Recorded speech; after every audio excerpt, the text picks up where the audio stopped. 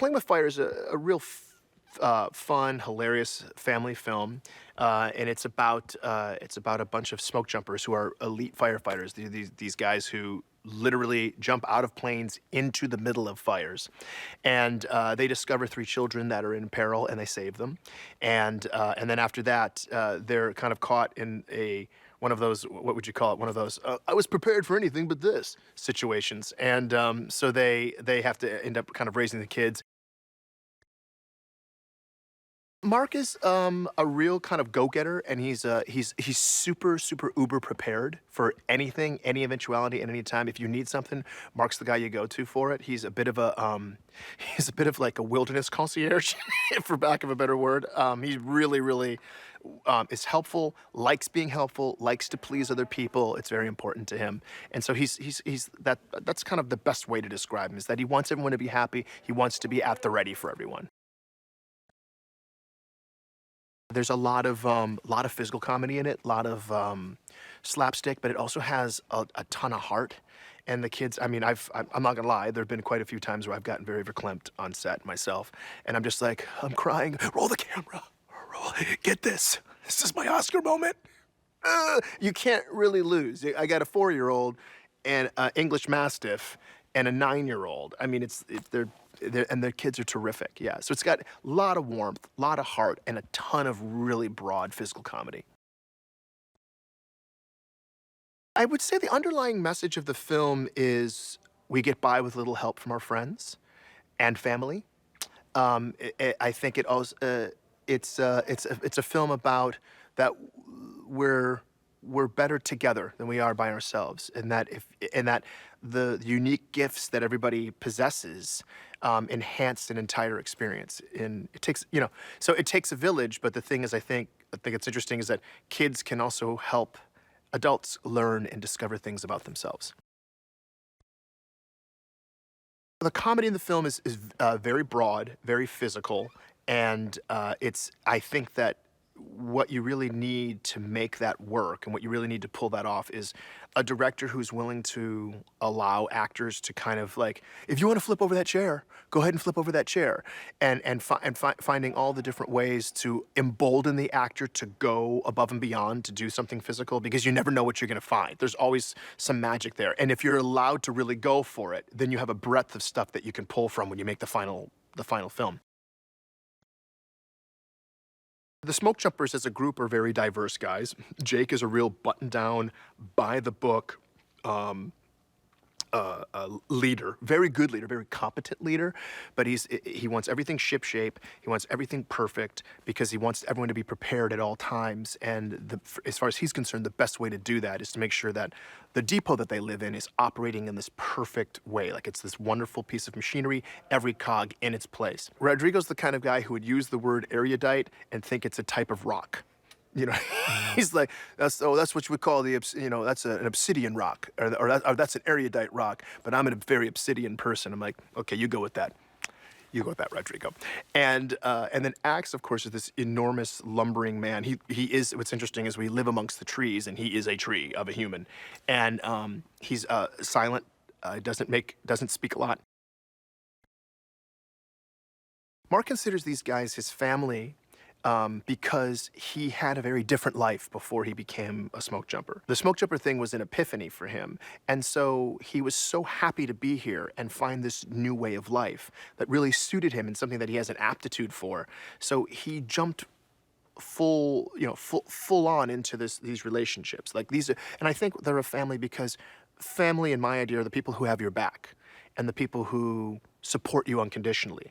And in a job that's this high stakes, you have to have that. That has an essential ingredient to the relationships that you're going to have, because you really have to rely on those other people, and they have to rely on you with no sense of doubt. And I think that perhaps in his past, maybe he didn't have that as much with his family, but now he does with this family, and it's really important to him. It's organic that you would become close because of the job. My experience working with John it's been immaculate. He's really just the loveliest guy. And it's so interesting when you look at his persona, when he wrestles and who he really is. He is a very person who's open to ideas.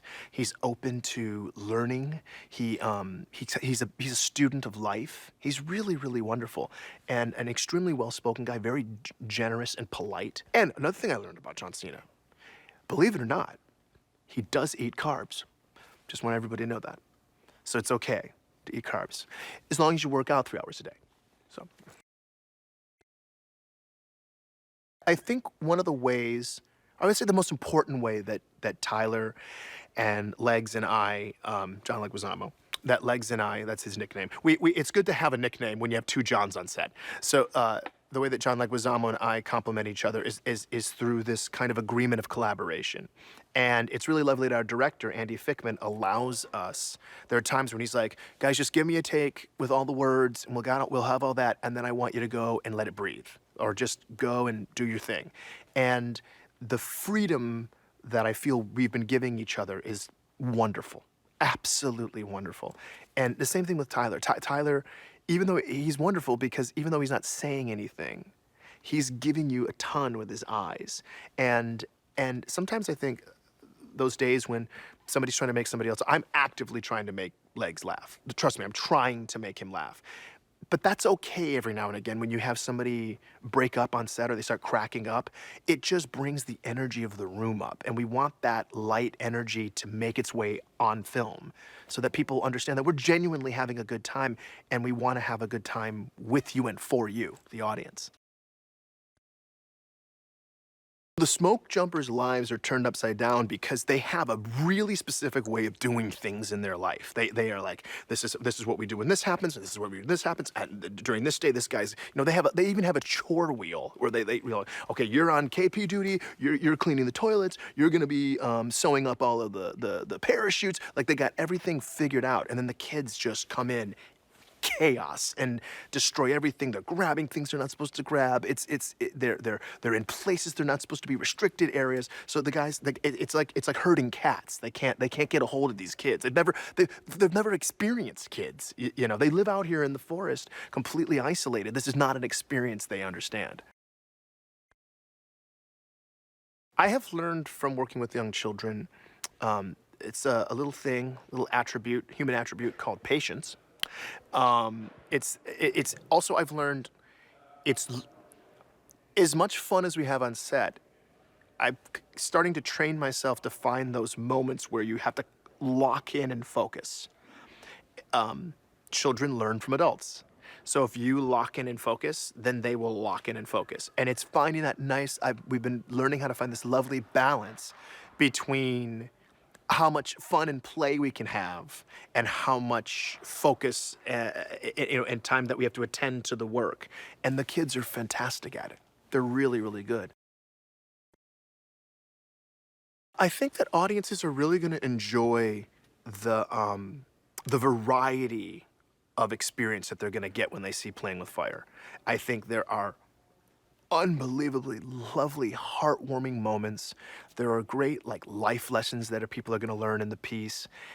It's like drop down hilarious because there's just going to be lots of slapstick, but there's also more subtle humor in it. There's all different peaks and valleys of humor, and then it also has this wonderful action component. It has everything in it.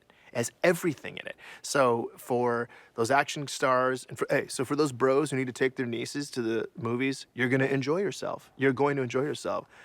I mean, everyone's gonna just have a good time, bro. I mean, I had a good time. The guys were jumping into fires, and I was scared. And then there's the little girl put her hand on the dude, and then he was crying, and then my face was wet, and I didn't know what was going on. For all those 26-year-old guys out there, there's something in this movie for you too. It's really, really great.